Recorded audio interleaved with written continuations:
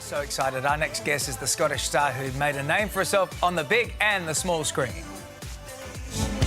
Kelly Macdonald first came to fame 25 years ago as Diane in drug drama TRAINSPOTTING.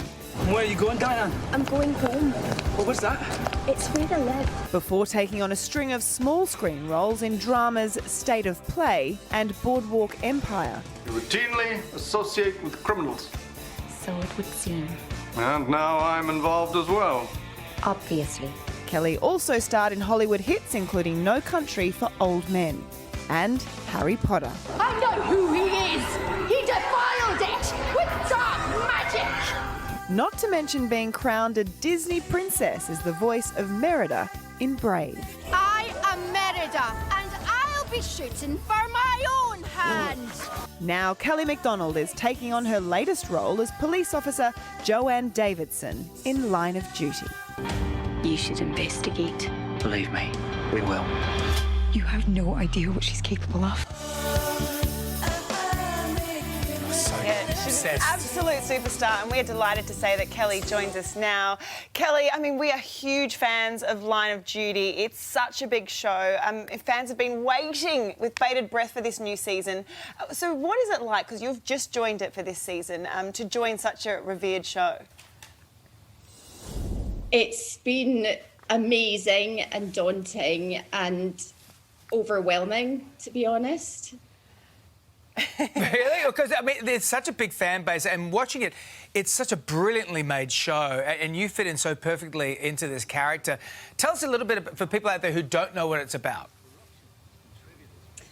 It follows a police corruption unit in the UK, and every season they have a new guest lead, and I got the privilege of shooting my guest lead role last year during a worldwide pandemic. It looks like it's not filmed. It looks brilliant. Yeah, it does. You can't tell. That's a lot of pressure. But you were saying that you've done so many amazing things, but some of your friends are now heavily invested in this latest role that you're playing. Yeah, it's been a very odd time. There's been so many people watching it, and I think there's been a weird sort of radio silence from my friends because they don't want to talk to me, almost like they don't want to know what's happening. I think so. It's very peculiar. It's like being watched by everybody, but nobody's really saying anything to me. Well, they don't want any spoilers. They don't want you to be like making the tea and be like, anyway, I killed him.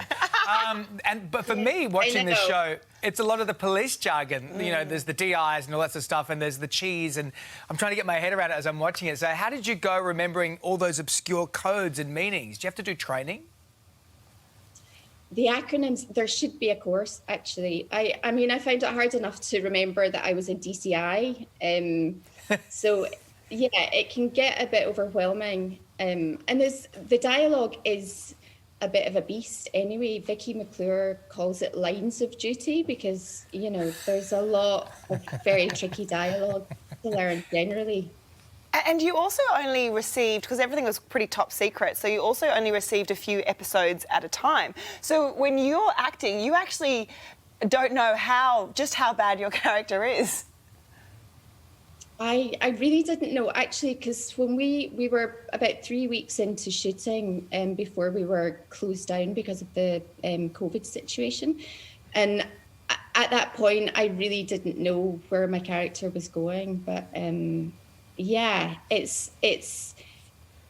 mean, it's just been unlike anything I've ever been involved in before. I did get all the information in time to do something with it eventually.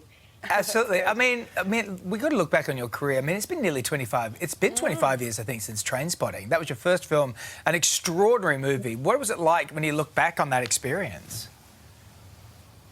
It was funny watching the clip there because I haven't... I haven't watched it in years, obviously, so I just looked like a young thing, and I was a young thing, and yeah, it was a great first job, I have to say. I read Absolutely. that you hadn't watched it since the premiere. Is that correct?